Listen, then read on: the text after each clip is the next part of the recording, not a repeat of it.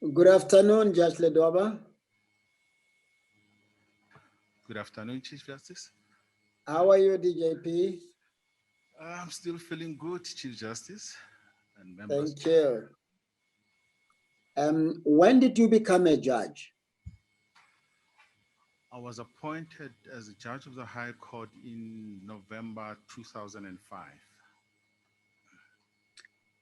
So you've been a judge for what? Is it 16 years, some more or less? About 16 years, Chief Justice.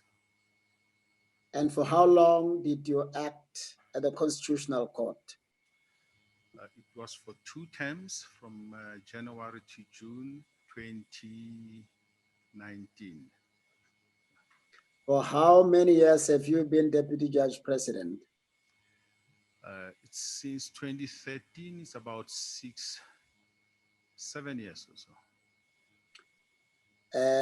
For how many terms did you act in the Supreme Court of Appeal? It's almost 1.5 years since last year, February. Yes. As briefly as you can, please tell us how ready you are for the Supreme Court of Appeal. Having been in the Supreme Court of Appeal for that period, even though I've spent about 6 weeks in the courtroom, the cases that I dealt with, the interaction that I had with my colleagues there, also taking into account the experience that I had in the Constitutional Court, I think I'm ready to can make a contribution in the Supreme Court of Appeal.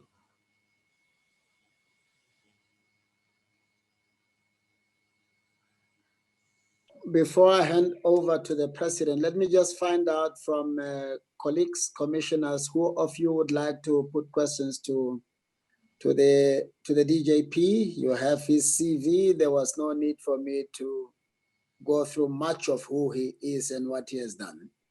Who would want to put questions to the DJP? Sing. Lamula. Breitenbach, please, Chief Justice. Schlemmer. And Dodovu. Sigogo. And Mpofu. JP Mlambo. Malema.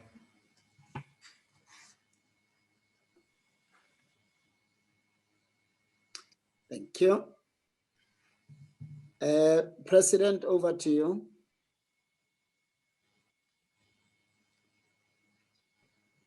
Thank you, Chief Justice. Good afternoon, DJP.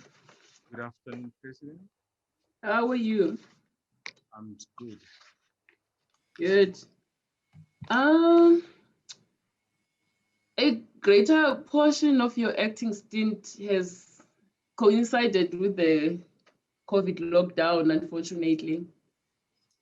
Did that impede you in carrying out your work in any way, other than the inconvenience of being away from the actual building? Not necessarily, President. I received the records on time. It gave me ample opportunity to do the preparations. DJP, would you just bring your mic closer to you? I'm just struggling a little bit hearing you. Maybe your voice is soft, but I'm hard of hearing. As yes. Saying, the impediment was minimal because I did get the records on time to do the preparations. And also the hearings, except some few hitches here and there, they went very smooth, President. In your time with us, have you had an opportunity to write judgments, and how many have you been allocated and actually delivered? Yes, I've written some judgments. I think in the first term I wrote 2 judgments, and yeah, each time I wrote about 2 judgments when I was in the SCA. How would you describe judgment writing at the court? Is it an individual effort or a collective exercise? Judgment writing in the SCA, it's a collective, also it's an individual effort, because after the hearing, we have a conference where you get the views of the colleagues about the matter. And as a scribe, you'll also give them your view. And thereafter, the senior judge will wait for your draft. And there are some senior judges who would prefer that you send the draft to them before you send it to other colleagues. And there are others who would prefer that you just circulate it to all the judges who are on the bench. I'm going to ask you a few uncomfortable questions. I would be failing in my duty if I didn't do that. But I just want to preface this with this declaration that you and I have sat together in a few matters, and we have worked well together. But I have received some complaints from other colleagues with whom you sat. Now, first, there's a presiding judge. Well, I discussed this with you. I'm not ambushing you. We've talked about them. There's a presiding colleague who reported to me that he allocated you a judgment last year. It's in the matter of Central Developments Chwane against the body corporate something. I say it deals with sectional titles. Now, he says you produced your draft late. You were supposed to produce it sometime in July. It came on the 31st of August. And the draft that he was finished with was just, it needed a lot of reworking, such that you ended up delivering a joint judgment. You because he put in so much effort into it, it came out in both your names. Then the other issue he raised was that he just did not have any luck with you. You had petitions together, and as you know, when the way we deal with petitions is that the junior colleague will read the papers and call the senior colleague to find out if he or she is ready to discuss the matter, and if then they can fix the time to discuss it. Now, he says he just struggled to get hold of you. You were totally inaccessible by phone, did not respond to emails. But then ultimately, you called back, and I believe you dealt with the matter. But he expressed his dissatisfaction with that. And indeed, if that is so, it is not acceptable, because you know you've been there for a while. You are supposed, even during recess, because we work well in Bloemfontein only 5 months of the year, and the rest of the year, 7 months, we work from home, but you remain available. You have, your phone must be in your pocket at all times in case a colleague wants to reach you. Perhaps let me just stop there for now and give you an opportunity to respond to these charges. President, I'm surprised to hear that there is a complaint relating to petitions. After receiving the appointment from the minister, I did contact a few colleagues to check with them as to how does the SCA operate. And even in the High Court, it's a practice that petitions should be dealt with as soon as possible. Mm-hmm. I remember in December, I think one of my first petitions it could have been delayed by a day because I would phone the senior judges to indicate to them that I've read their documents and I'm ready. So this delay, I can vouch to you, President, that I have not had a petition for more than, let's say, 3 days or 4 days without contacting the senior judge in the matter. So I'm surprised to hear that there are colleagues who are complaining that they don't get me on when they phone me regarding petitions. And on petitions, I don't recall getting a phone from a senior judge asking me about the petition. I made sure that I'm ready. Should it happen that maybe after 2 days I'm not ready, I would phone that colleague to say that maybe I've got other things that I'm busy with, and I would contact him the following day. So on this issue of petitions, I'm really surprised to hear that there's a complaint. All right. And about the delayed judgment? This judgment, I looked at it. Actually, you mentioned that this colleague said that I delayed with the judgment. The judgment was set down for the 4th of September, if I'm not mistaken. But the parties... No. Oh, yes. Yes. Carry on, please. So we had a conference before the date. I think we could have had a conference about a month earlier, and we discussed the matter. The issue was very crisp in the judgment. I noted the judgment, and I sent this judgment to the senior colleague to look at it, to comment. And his comment the following day was that I did not deal with certain issues that he incorporated in the judgment. I compared the two judgments and incorporated what he suggested. And I may also mention that maybe this is what I need to put forward. My judgment was about, I think it's about 10 pages, and the colleague incorporated a background in respect of a certain section and rephrased some of the things, but basically the order, everything was okay. I think it's a question that the way he presented his judgment was what is called a scholarly judgment. But since the issue was very crisp, I mentioned exactly what the issue is, I summarized, and I gave reasons why should we arrive such an order.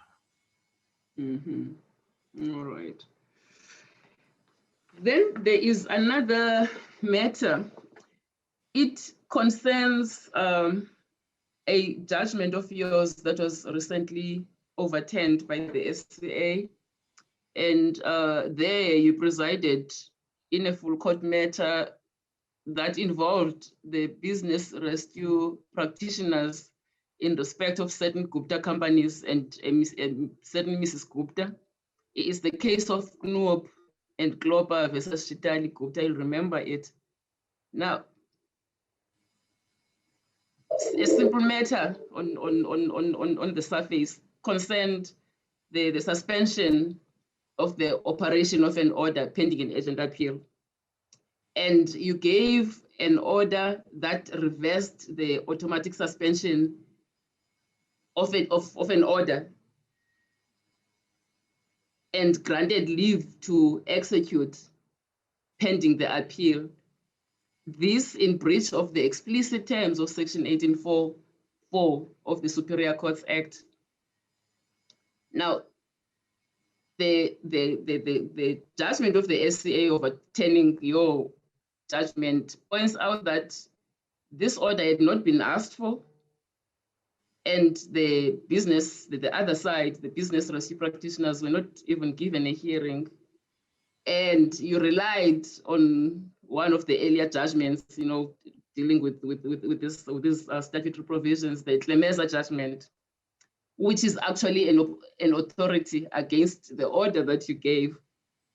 And so in the result, what happened is that you overrode the relevant statutory provisions governing the issue by exercising the court's inherent power to regulate this process, because that's what your judgment says, that the court had the power to do, to grant such an order. Now, would you like to comment on this judgment? And if you think the judgment of the SCA is right, just explain how three, seasoned lawyers got it so wrong. President, in this matter, as you have indicated,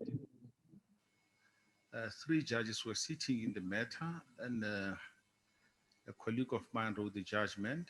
We discussed the matter and we agreed. It was a matter involving mainly removal of the business practitioners. And we gave reasons in the matter why did we think that such business practitioners should be removed. I think one of the reasons that we said is that the business practitioners were also officers of the court and they should act in good faith.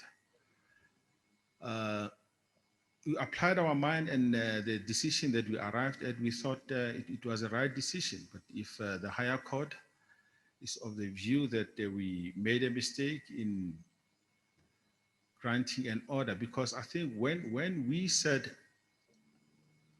the execution should proceed, it was after the registrar of the companies appointed new business practitioners in the matter. But I looked at the SCA judgment and I looked at our judgment, and since the higher court was of the view that we were wrong, and I accept that. But it's not a question that the three judges, we decided to sit there and say that we're not going to make a ruling that is in accordance with the act. Well, I won't belabor the point that the judgments are there for all to read for themselves, and you've given your answer. Now, lastly, I'm not sure about the appropriateness of my next question, and you don't have to answer it. But I'm going to put it out there anyway, because I've been directly confronted about inviting judges who have dark clouds hanging over their heads to act at the SCA. Now, this is about these allegations that have been, doing the rounds on social media and elsewhere for a while now, about the so-called CR17 records that you allegedly improperly ordered to be sealed. Would you like to comment on this? In fact, let me just ask you a straight question. Are you a corrupt judge, as some have painted you? No, President. Regarding this matter, I think I just need to explain. As a deputy judge president of the court, there are special motions that I manage. And special motions are cases wherein you find that they are urgent, they need to be given preference because the urgent court cannot handle them. In terms of our directives, we state that if a matter, if the hearing is going to last for more than 4 hours, the matter should be referred to my office so that I can manage it, make sure that the matter is ready to proceed. If there are interlocutory applications, I should give directions as to how those interlocutory applications should be dealt with. For example, you find that you've got a special motion wherein there's an application to strike out certain portions of the founding affidavits. The parties would argue about whether should the application to strike out certain matters be dealt with first, or whether those issues should be dealt with together. I'll have to look at the documents and make a ruling on that. Now, on this matter involving the CR17, the so-called CR17 matter, I called all the parties for a meeting, And there was an issue as to whether that envelope should be available, the contents thereof should be available to the public or not. And I was also told that some of the information in the envelope involves third parties. This was not a court, it was just a meeting in my office.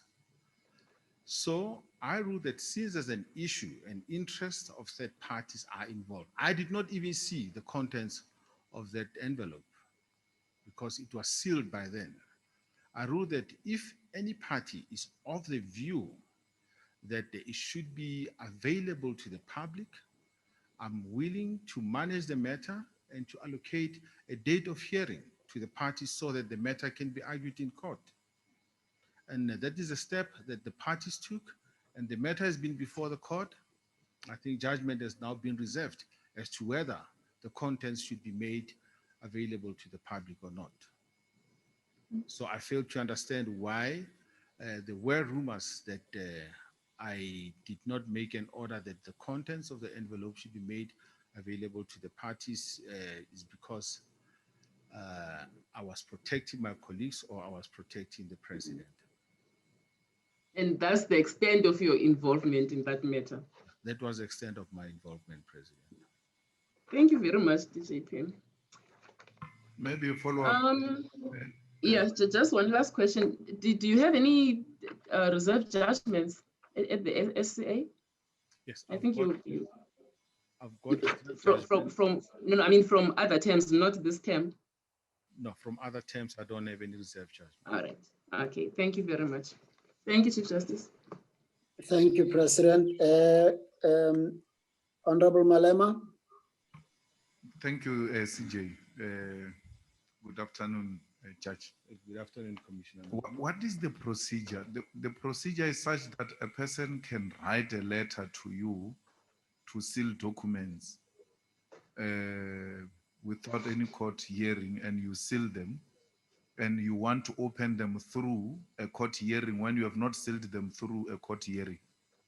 Because in this instance, there was just a letter where there was an indication that there's sensitive information, third parties involved, and you sealed it. And then for you to open them, we had to go to court. But for those who wanted you to close them, they didn't go to court. Like you just said now, it was a discussion in the office and then the documents were closed. So I want to understand, what is the procedure? Do you, for documents that are submitted to a public court, for them to be sealed, are you not supposed to make an application for such documents to be sealed? So that when now there's a counter to that, it can also be made in a public court to argue why those documents should not be sealed. Commissioner Malema, this matter, there was an issue as to whether the documents should remain sealed or not. The issue was not that the contents of the documents are available to the public, I should seal them. I called the parties and to understand as to exactly what the issue is. And the issue was that those documents should remain sealed. And I told the parties that since the documents are sealed, there's an issue relating to the documents. I'll facilitate that this matter should go to court so that the court can make a ruling. It was a management meeting before me. It was not a court order that I made. It was just a direction that I gave that this is how the matter should proceed so that the court can hear the matter to get the version of all the parties. The allegation that there were interests of other parties who were involved, those parties were not before me so that they could also get an opportunity to put their version before the court. Thank you, CJ. Thank you, Honorable Malema. Commissioner Madonsela. Thank you. Thank you, Chief Justice. Good afternoon, Justice Ledwaba. Good afternoon, Commissioner. Yeah, when I received your application, which was two-pronged, in the sense that you applied for a position in the Constitutional Court as well as in the Supreme Court of Appeals, I got the distinct impression that all that you wanted was to leave Gauteng and go anywhere, either to the Constitutional Court or to either to go to the Constitutional Court or to Bloemfontein, to SA. Either to go to Bloemfontein or to Bloemfontein, but out of Johannesburg, out of your current position. Am I right about that impression? And I don't want to prejudice you when I would consider that, and I take that view without giving you an opportunity to comment on it. Can you? Yes, no, that was not my intention. The positions were advertised, and I was nominated that I should apply for the two positions. I need to make it clear that I've been in the High Court for almost 7 years. I've had a good working relationship with my JP, with the colleagues there, and I'm happy that I'm a judge. And even if I'm not recommended maybe to the SCA since I've withdrawn the other one, I'm looking forward to continuing with the work that I did in Pretoria. So it was not a question that I just want to leave Pretoria. I've been working here and I've enjoyed my stay, or I'm enjoying my stay in Pretoria, because even now, when there are issues like the drafting of the directives, the JP still sends some information to me, and we do discuss issues involving the division. Thank you, Chief Justice. Thank you very much, SC. Honorable Singh. Thank you very much, Chief Justice. I just get a feeling this is going to be a long interview, but so I'm going to be brief. I just want to follow, good afternoon, Judge. I just want to follow on Commissioner Madonsela. You know, when JP Molamela was interviewed here in 2018, I asked this question about hierarchies and her movement from being JP to the SCA. And she gave us an explanation, and she was interviewed yesterday for another position. I'm trying to understand that if you've been the DJP from 2013, the next logical step in my own small mind would be to go for a position of JP, because that's where you've carved your niche. Now, I just like some explanation of why you want to apply for this position, or why you've applied for this position to the SCA. If it was for the Concord only, which you didn't withdraw, one would understand. But why the SCA? If you can just give us some explanation of that. Thank you. So I could understand better your thinking. Well, after acting in the Constitutional Court and in the SCA, I thought it was an opportunity to apply to one of those courts and hear the appeals, write the judgments, because about 60% to 70% of the work that I was doing in the High Court was doing roll call, managing. And fortunately, I made an arrangement with my JP that we should also ensure that we also sit in court just to sharpen our skills of hearing arguments and writing judgments. But on your question, you said the logical thing to do for me was to be the JP, was to look forward to being the JP of the division. This issue of who could be the next JP of the division, it's something that I discussed with my JP before. And I must state that I'm not in that court for positions, if I need to put it very clear. And I can just disclose before this body The other issue that I had in mind was that if I'm the JP of the division, it would be better if a JP could be somebody who could take those reins for a longer period. Because when we did the calculations, I think JP Mlambo would still be there unless maybe he changes his mind and goes somewhere for another 3 to 4 years. And by then I would be about 63 or so. And if he leaves, I'm appointed as a JP, it may be for a very short period.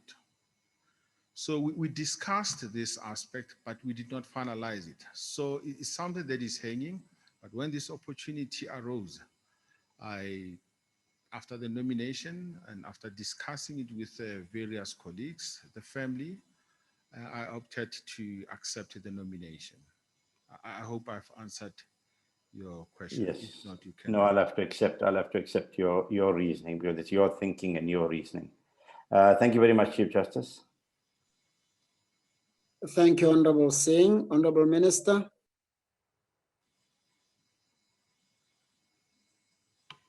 Thank you, Chief Justice. I just want to follow up on this one that President Maya asked you on, the case of the Gupta and the NOP and others, as she did allude to the fact that it seems a basic issue of the law. And what I am also observing from it, it also make a very kind of a dangerous remark or adverse remark against you with regards to the fact that it says that the judgment did not even deal with the evidence and whether it was sufficient to discharge the honors resting on Ms. Gupta. Instead, it contains a number of general statements and adverse findings concerning the BRPs without reference to the evidence. Do you have anything to say about this kind of a paragraph? Honorable Minister, in my view, there are reasons why we arrived at the decision, and the allegation that we did not deal with the facts, we did not give reasons, I fail to understand, because there are reasons. We gave reasons why we arrived at our decision. However, the higher court was not satisfied with the reasons that are in our judgment. These allegations in the public domain about, in particular, the North Gauteng High Court, that seemingly there's some conspiracy or corruption, whatever kind of a thing that from time to time pop up about the North Gauteng High Court. How does it make you as a DJP or a judge of that court feel, and how do you deal with it? Well, Minister, these are just allegations. And some of these allegations, in my view, they contradict themselves, because there would be an allegation that the judges in the division are paid to make certain rulings. But when you look at the rulings that are made by that court, some of the rulings are against the government or were against the government.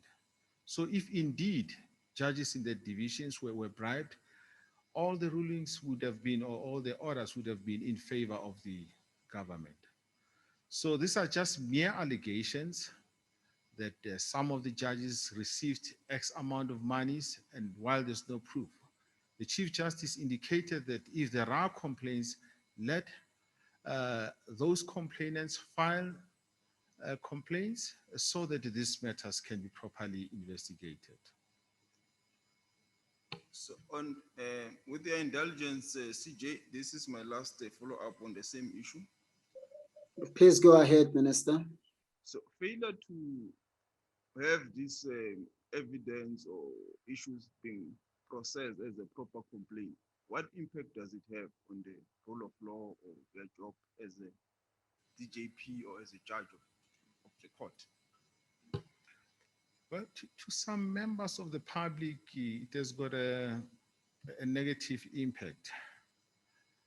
And in my view, some of the issues that are raised in the media, we've got a representative in the Office of the Chief Justice, and I think it's important that those allegations should be contested and let the public know that these are mere allegations and there's nothing supporting those negative allegations. Thank you, CJ. Thank you, Minister. Honorable Breitenbach. Thank you, Chief Justice. Good afternoon, Deputy Judge President. How are you? Good afternoon, Commissioner. I'm well. Good.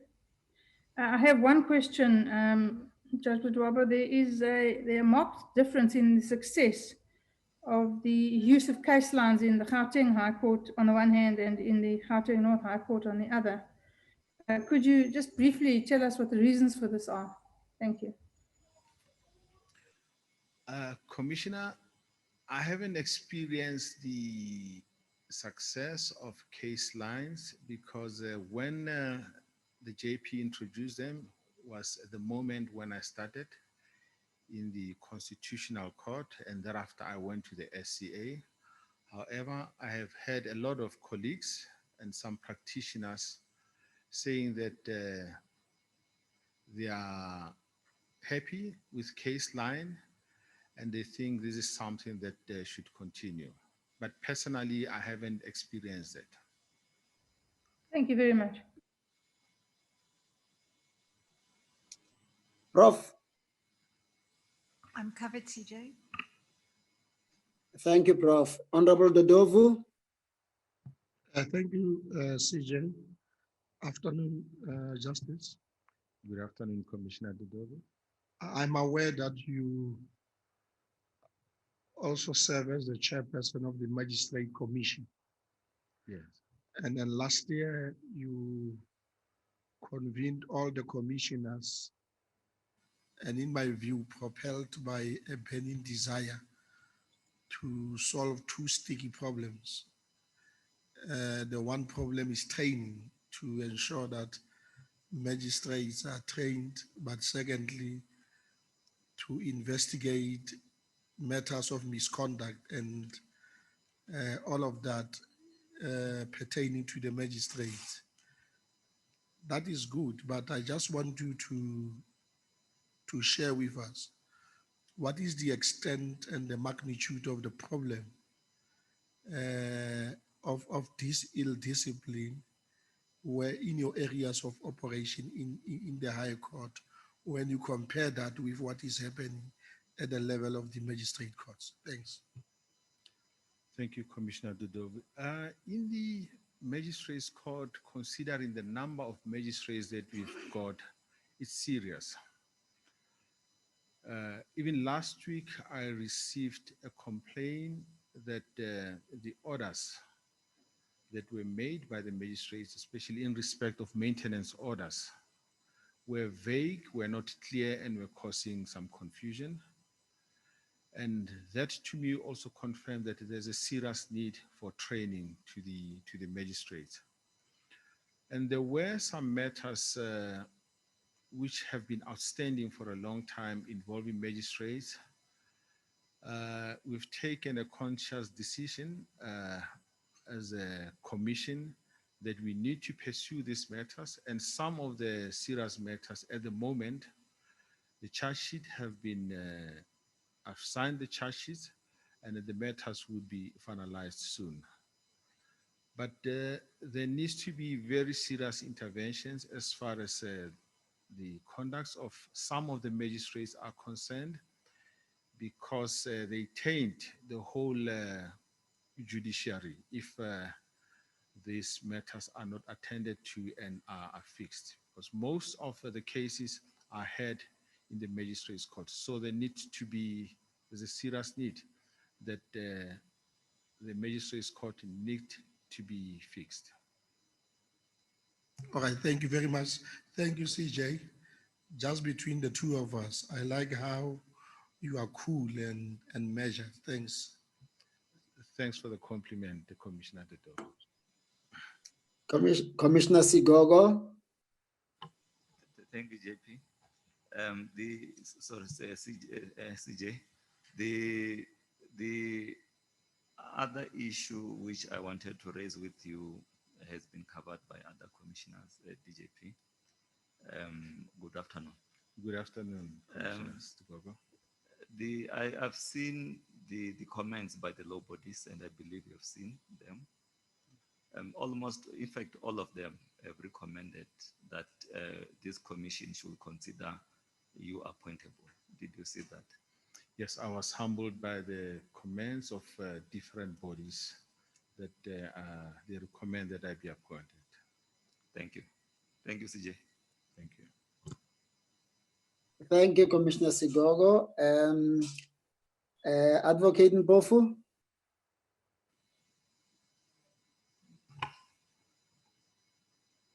Thank you, Chief Justice.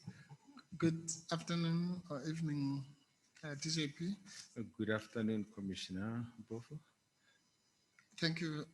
I wanted just to touch on two things. First, it had to do with your work in Nadell, but I think that's partly covered by Commissioner Sigogo's question.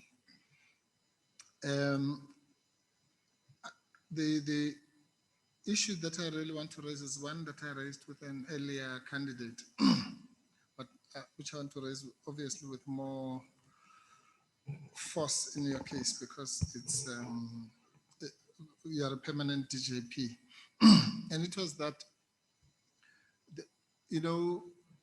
I know that you're a person who's quite aware of the developments of transforming the judiciary at a broader level and so on. Now, if we have somebody like you who has developed expertise as a DJP, and if I can say so, I can say, I think without any fear of contradiction, that you and JP Mlambo are probably the most accessible and helpful leaders of the court, given the importance of the cases that end up in your court. Actually, I have more interactions with the Pretoria court than the Joburg court, even though I'm a Joburg practitioner, for that reason. Now, it's not easy to acquire those administrative skills of running a court of that magnitude.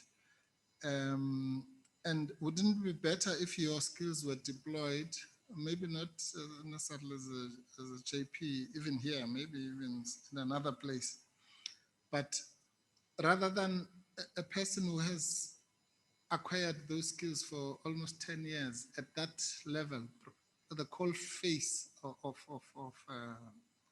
a busy division.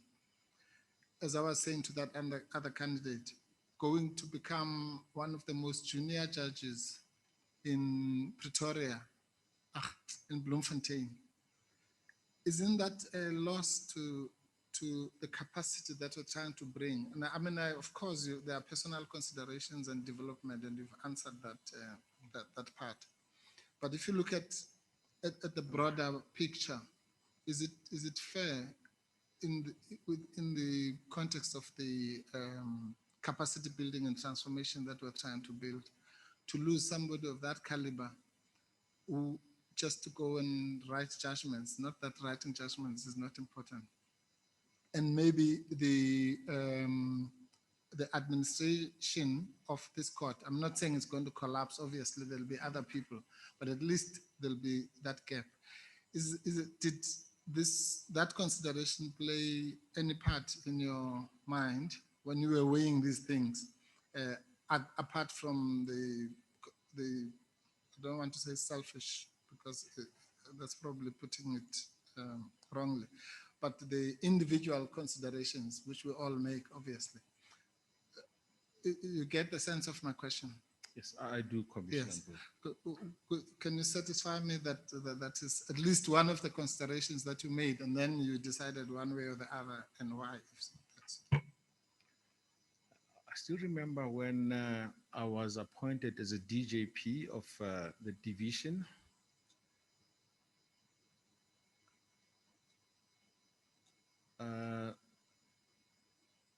Many people, many practitioners said, but are you going to suit to fit? Are you going to suit the shoes of the former DJP van der Merwe? They had some doubts. And I did my best because I believe that I'm here to serve my country. I've been away from the division for almost 2 years now. And I believe that there are competent colleagues who can take over if I am appointed. I haven't received any serious complaints that no comeback, things are not running well. I've got a JP who is hands-on, and he always makes it a point that he appoints competent people to be acting DJPs. And I believe that there are other colleagues who can do the job, and they may even do it better than me. But I did consider this aspect, and I felt that I shouldn't regard myself as a know-it-all, that the division will not be able to run with me. And I'm still of the view that if I'm appointed to the SCA, the experience that I've got, I may make a contribution to the court that I'll be going to. Thank you. Then there's the issue of the issue that you mentioned, which was raised by President Maya. I'm sorry, maybe I'm not sure if I was, maybe it's my fault, I was not listening properly. Did I understand that you accept that generally, in terms of case management, because I think you said that decision was made in the context of case management, when there are interlocutory issues that arise, generally those are referred to the court to be dealt with by the judge who was seized with the case management. But that in this particular case, there were exceptional, there was some exceptional circumstance. Can you just explain? I don't quite understand the question. Okay. When you were asked about the question of the sealing of the documents, yes, you gave an explanation as to what happened. Between you and me, as a practitioner, I got that what you are saying is that you were case managing that case at a particular time, meeting with the usual things that you and I have done in other cases. You're case managing, even though it was not yet allocated to whoever ended up with it. Am I right? Yes. Yes. Now, I'm saying, is it correct that in the context of case management, actually there are rules of case management or directions or guidelines? The normal thing to do is if an interlocutory issue arises, let's say one party wants a postponement, the other one or something, that interlocutory issue is normally then referred to court as an interlocutory issue in front of the judge who is case managing the case. Am I right? It depends on the nature of the interlocutory application. There are other applications that are part of the main application. When I sit with the parties, I would explain to the parties why do I think that these matters should be heard together, considering that the cost that would be involved if I just send one issue to be dealt with by the court. I'd consider whether would it be convenient and for the interest of all the parties that those interlocutory applications be dealt with together with the main application. So it will depend on the circumstances and the facts of each case, which I discuss with the parties. And in most instances, you find that we reach an agreement and which would be reduced or would be incorporated in the directive that I would issue that these matters would be held together. Maybe another aspect of the case would be held over until another important issue shall have been dealt with. Yes, thanks. So in other words, okay, and I agree with that. It depends on the nature of the issue. If it's a small frivolous issue, maybe the parties can't agree on a date of exchange of heads of argument. The judge can actually give a direction and say, Yes. yeah. Definitely. But yes. if it's a more serious issue, it can be referred to court. Yes. That's what you mean by it depends on the nature of the Yeah, issue. if it's a more serious issue that needs the attention of the court, and maybe it's an issue that I realize that the public have got an interest in it, I refer it to the court so that there could be full arguments and the court can be able to make a ruling on it or an Yes. order. Thank you. Thank you, Chief Justice. Thank you so much. JP? Thank you, Chief Justice. The Acting Justice Ledwaba, good afternoon. Good afternoon, JP. I'm happy you still recognize me. I just want to deal with two major issues that arose in your interview. The first one is the issue that the president of the SA raised with you about a colleague not being happy, no, about the judgment that was reversed. You've given your answer. But am I correct that you've said in many cases, and what's your view that if you slip up in one case, then that should destroy you completely? JP, actually, I'm surprised that this aspect of this case where I was overruled was raised by a colleague in Bloemfontein. And I was also shocked to hear that there's an allegation that I delay in respect of petitions. But the record speaks for itself. There are comments by other bodies. And as you have rightly said, there are cases that I've dealt with. They went to the SCA, some of them went to the Concord. And it is for this body to look at the record and evaluate and determine whether would I be a suitable candidate to be recommended for appointment in the SCA. Yeah. Thanks, DJP. The next issue is these allegations that are flying around. I'm not on social media, but I was shown a poster a week or two ago which showed my face in a poster that said judicial capture or something like that. Haven't we had a discussion, me and you, because these cases come to Pretoria? Haven't we had a discussion about whether we should avoid sitting in these cases? We did have a discussion, JP. And we resolved that we'll be shaking our responsibilities if we should avoid sitting in these cases. Am I correct? You are correct.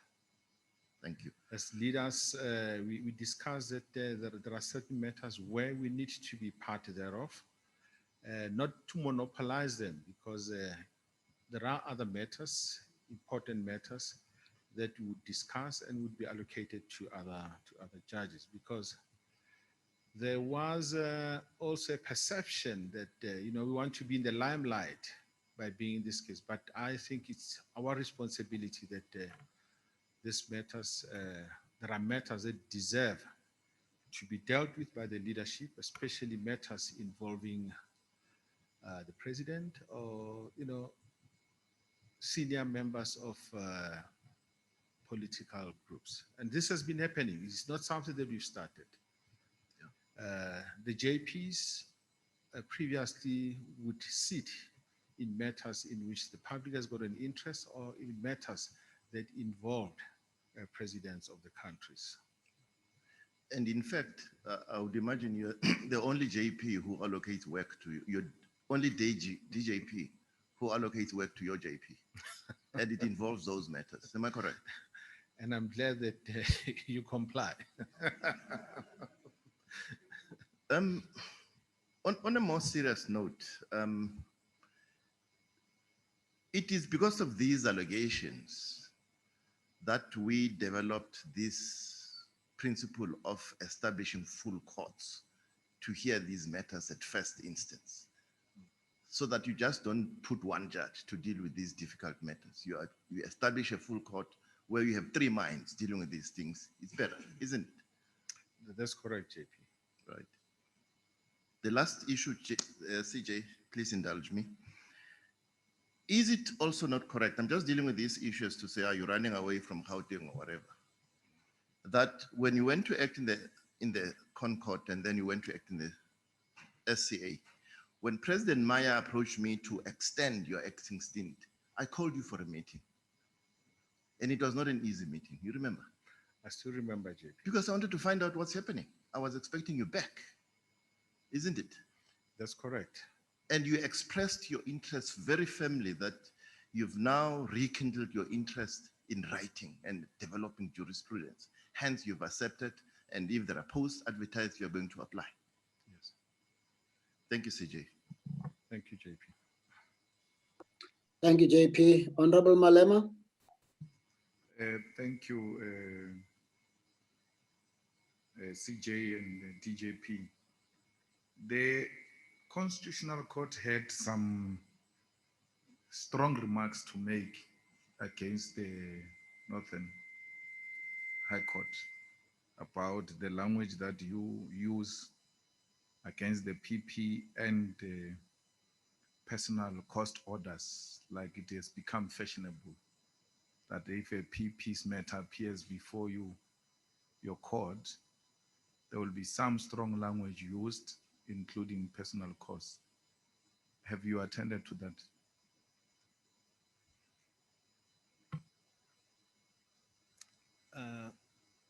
Commissioner Malema, in our meetings, we always emphasize that we need to be careful about the language that is used in our judgments. But you can do that up to a certain level, because when the judge sits there, he or she will make his or her decision as to how should the judgment be written.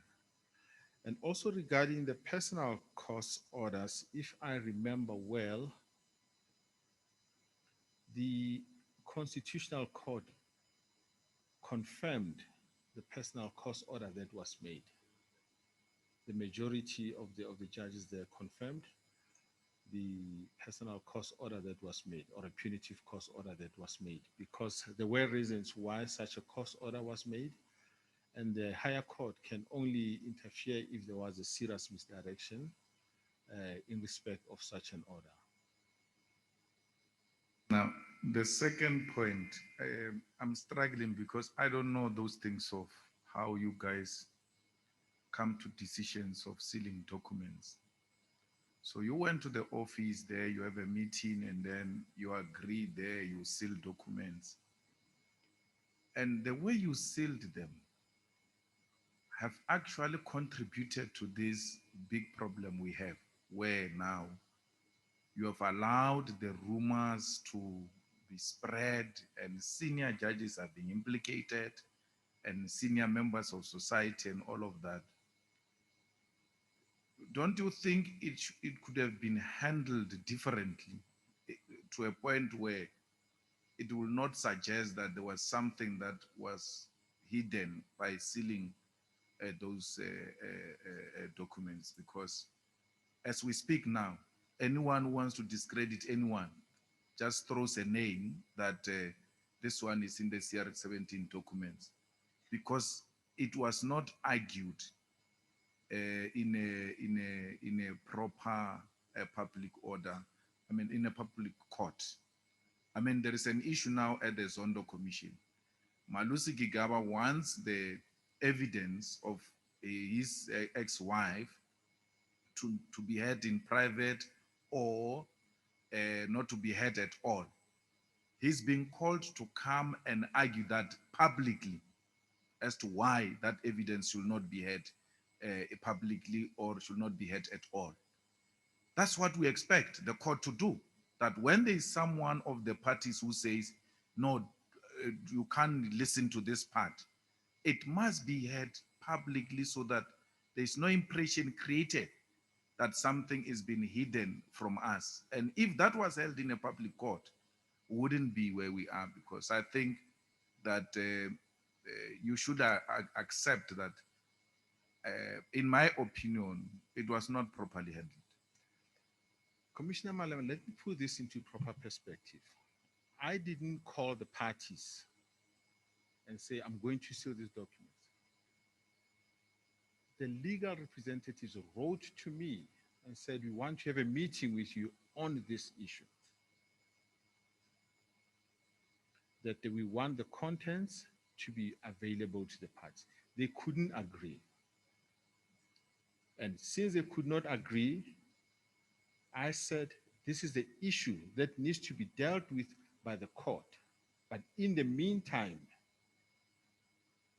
let the envelope remain as it is. It was not a question that on my own, I invited the parties to come to me and I made a ruling. The parties wanted me to manage this issue. And the best way that I could do it was to say that there's still an issue here, let it be resolved by a court. I hope it's No, I give wishes.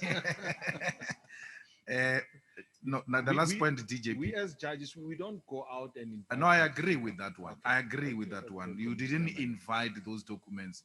But my worry is, and which is something we'll argue with colleagues, they will educate us. My worry is we cannot seal such documents of high profile matter through a letter.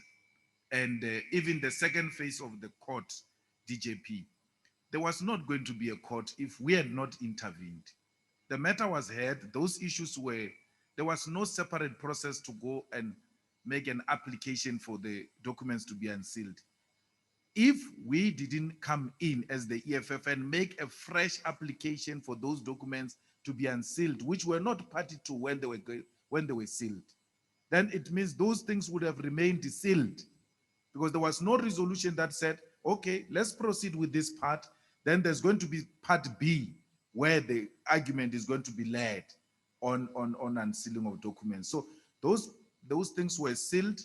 And if the third party had not intervened, they would have remained sealed. They remain sealed as we speak now. They are before the court because a third party came and said, these things must be unsealed.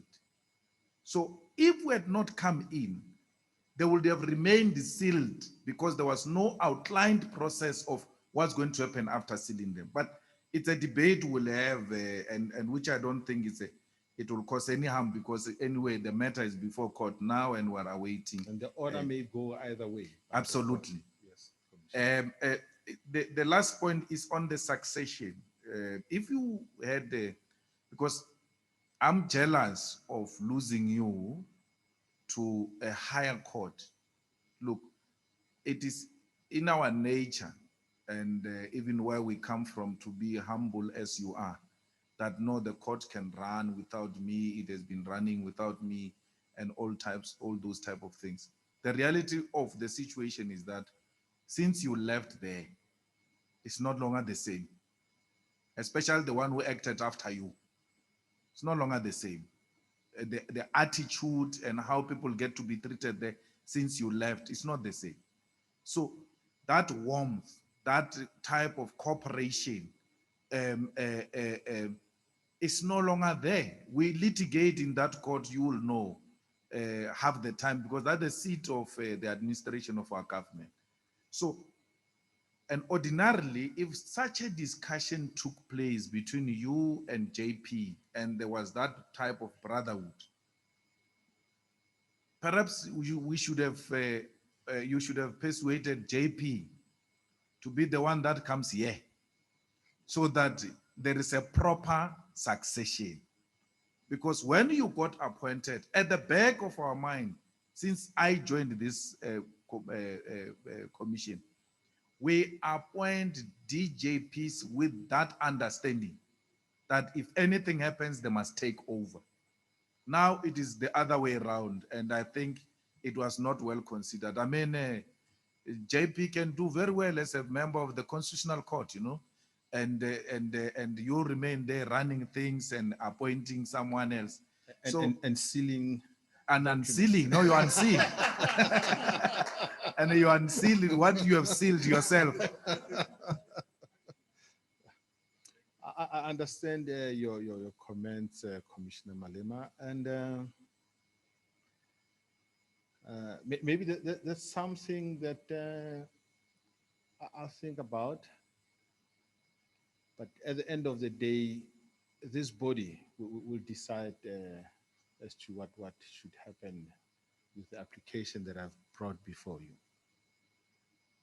Thank you, CJ. Thank you, DJP. Thank you, Honorable Malema. Maybe just to pull the JP's leg, I invited him to come and act, and he didn't take the invitation. Thank you, DJP. You are excused. Thank you very much, Chief Justice. CJ, you can't accuse me and not give me a right to reply. But it is true. What is true, CJ? That's what happens these days. It's true. I was invited with DJP Mujapilo, and I said to you, CJ, please, I can't leave the division leaderless. Let DJP Mujapilo come. I'll come at another time. I think that was completes that discussion, CJ. Thank you very much. No, Ledwaba was there. It is well. Ledwaba was there. Ledwaba was there. But CJ never get tired. I think you must invite him again. Yeah.